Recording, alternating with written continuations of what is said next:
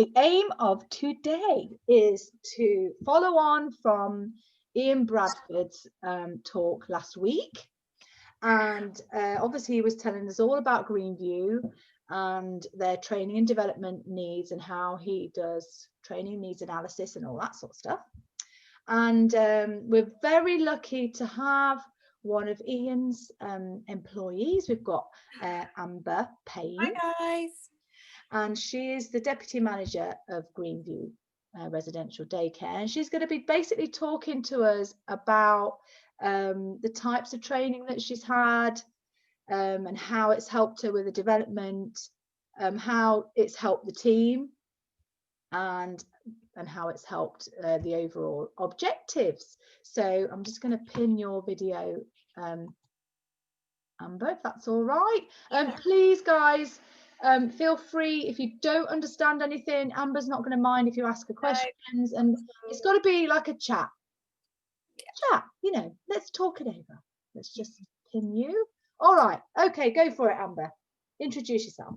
So I am the deputy manager at Greenview. I don't know how much Ian has told you about Greenview, but we're quite a small care home. So we've got 7 residents currently. We can facilitate for 8, and we do have daycare. Normally, when we don't have a pandemic, we tend to have quite a few daycare residents. I have been here for 6 years. So I started when I was 17, and then I've kind of gone through like my MVQs and my BTECs here whilst working. So what was the title of your MVQ and your BTEC, whatever? So they were health and social care. So I started when I was at college doing a couple of hours a week, doing my BTEC level 3. And then as the years went on, Ian offered me to do my MVQ level 3, which is slightly different. Yeah. So I had to do that before I could progress any further. And now I'm currently on my health and social care level 5 MVQ, and that's for management. So. Yeah, excellent. So just to put it into context, an MVQ is really what qualifications people get when they're at work, isn't it? So yeah. You're providing evidence of having done it, and then exactly. You do a bit of paperwork after. Yeah, and I still have to do like assignments and things like that. I still do like recorded chats with my lecturer. It's just that I can work full time and then do that in my spare time and use pieces of like evidence from Greenview, say like risk assessments or anything, or care plans, and I can then use that as my evidence to support that I do know what I'm talking about when I'm doing my assessments. So is this going to help with something for your management? I could, yeah. So I can use this because it's like good. Public speaking, really. Yeah, good. Yeah. So obviously, alongside my MVQ, we have the mandatory training that we all have to do as staff. So we deal with every aspect at Greenview. It's not just like we're just one set on the caring side. We do the cooking and the cleaning and the providing the social side of the care as well. So every training we do, it might be like different and in different areas of what we do here, but they all link together and they all kind of go side by side, and then you can use that knowledge as one, really. So I've done like RIDDOR training and COSH. I've done that is control of substances hazardous to health, and RIDDOR is reporting of injuries, diseases, and dangerous occurrence regulations. Well done, Amber. Good job you had that written down. Maybe did you have it written down, or do you know? Yeah, I do have it written down. I thought yesterday I better have that written down. Yeah, that's good, because these guys maybe wouldn't have heard of that unless they had it at work. Yeah. So it's based on things like cleaning, like chemicals and things like that, and or medication, things that would be hazardous to either a staff member or a resident or a visitor. And we have to go through the correct training to make sure that we know that we're storing it in the correct way, that the product is then safe. Yeah. I've also done first aid. So we're all first aid trained as staff. That's really important, because we don't just do like focused on elderly kind of first aid, we do it through any type of first aid. So even if a visitor or a staff member have an accident, then we can tend to them whilst we wait for the paramedics, say. I think what else I've written down? Oh, manual handling and health and safety. We do a lot of like lifting and maneuvers with the residents, but also with deliveries, and like objects in the home, like we're moving chairs around all the time, we're cleaning, hoovering. So it's really important that we know how to stay safe whilst doing those things. Is there anything else? I'm just trying to think what else I've done. Person-centered care as well. So that's focusing on making sure the care we're providing for each resident is personalised to them, and it's what they want us to be doing for them. So we're saying earlier that Ian's obviously objectives is to be the best that we can be. So it's really important that we ensure that we are making sure we're providing care with the residents' wishes at the forefront of everything we do. Is that difficult because of some of the mental, they've got frailties, or are they able to tell you all the time what they need? Yeah, so most of our residents at the minute can communicate really well. Sometimes with dementia, you can lose the words that you're looking for to describe things.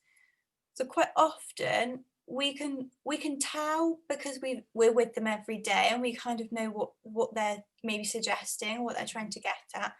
But you can have things like pictures, so you can use pictures to communicate, or say they're hard of hearing. I don't know sign language, but we could look into teaching staff a couple of bits of sign language, or writing on pieces of paper. Like if someone can't quite hear what you're trying to ask, you still want to give them that opportunity to do what they would like to do, or have a cup of tea or a coffee, whatever they prefer. So you could write it down for them as well. So on that first point, you've sort of said all the training that you've received. With assessment, is it been what you've needed? Yes. Yeah. But is that most of it? Is it by law that you have to have it? So my NVQs, we try and at least all have a level 3, but we don't all have to go further. Some of us just have level 2s, and that's fine. First aid and like hygiene, food and hygiene and manual handling, etc., all the health and safety things, it is mandatory that we have to have that done. We also do go off and do our own trainings, which I have wrote down to talk about so when we support each other as a team. Right. And they're not mandatory. Okay. So I mean, how do you think, to the next point was feelings on how training has helped with your development? Yeah, it's given me more knowledge, which has then turned into confidence, because I feel a lot more confident in my job role. I feel like I know what I'm doing, and I know the care I'm providing, or my job that I'm doing, is correct and it's safe and it's personalised to each resident. It's also helped me think of new ideas. So as you progress in your job role, you can then have the confidence to say, oh, actually, maybe this might be a better idea, or maybe we could try this, or, like try different things. And some of them are successful and some of them aren't, but it's having that confidence and feeling like you have that knowledge to be able to put those ideas forward. And Ian and our manager, Aditha, are really good at listening and taking into account that you might have different knowledge, and you could put that into Greenview. Lovely. I'm just marking people on the register, that's why I'm looking away. So moving on to how training impacts the team. Yeah. So as I mentioned earlier, we do go and do our own training that's not mandatory.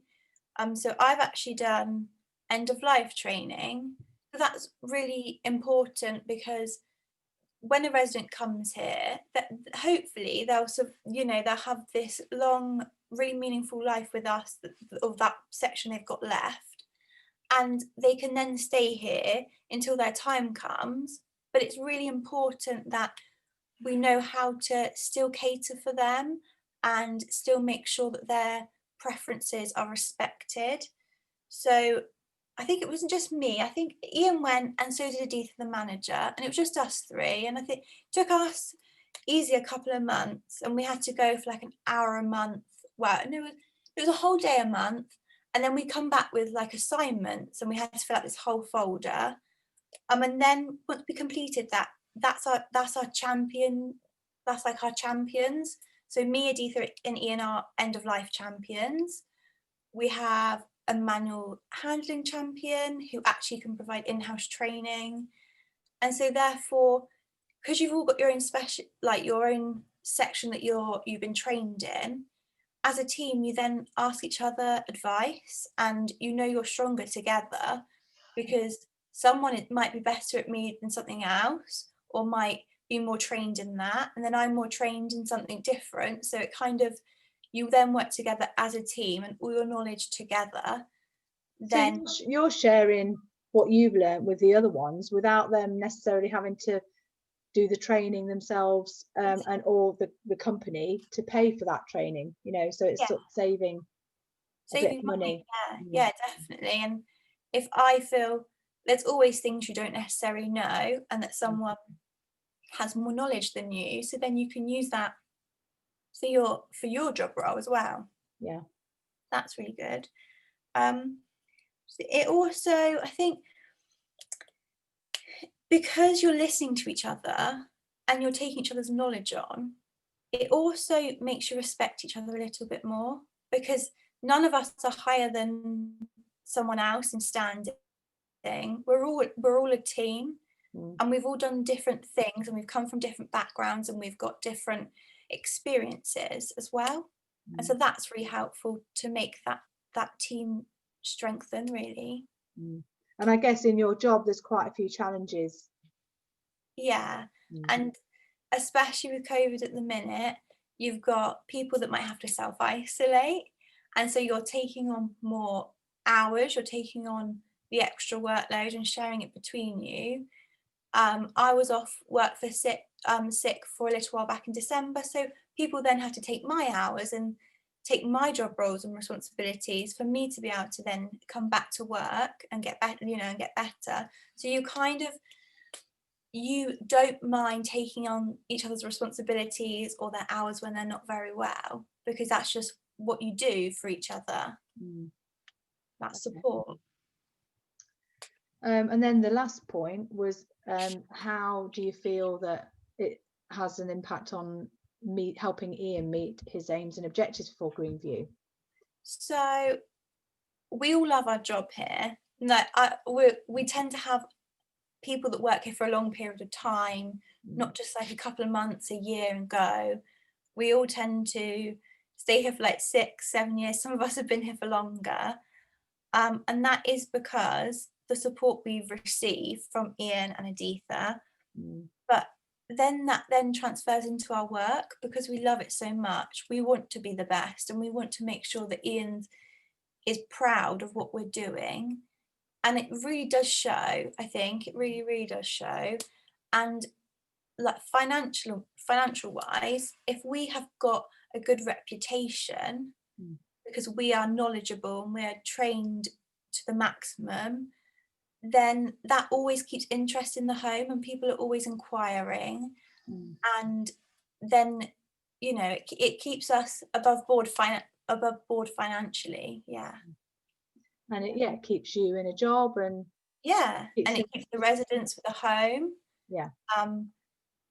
And also I think it's having a good rapport with the community we live in too.